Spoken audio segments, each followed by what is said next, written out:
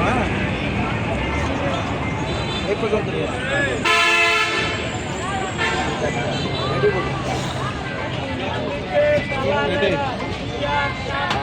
প্রিয় দর্শক, আমি রয়েছি একদম সাভারের ঠিক যে রানা প্লাজায় ধস হয়েছিল ঠিক সেখানে কিন্তু আমি রয়েছি। আমি আপনাদের ক্যামেরার মাধ্যমে কিন্তু চাই যে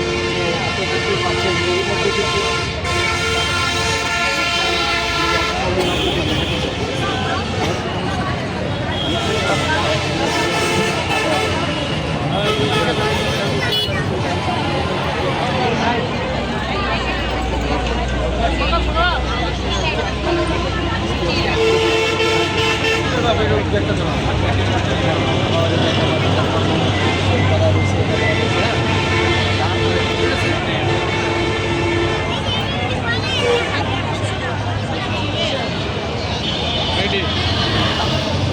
ধন্যবাদ। আমি এই মুহূর্তে রয়েছি একদম ঠিক রানা প্লাজার সামনে, যেখানে কিন্তু রানা প্লাজার যে বেদি আমি কিন্তু আমার পিছনে দেখতেই পাচ্ছেন, যের মধ্যে কিন্তু বিভিন্ন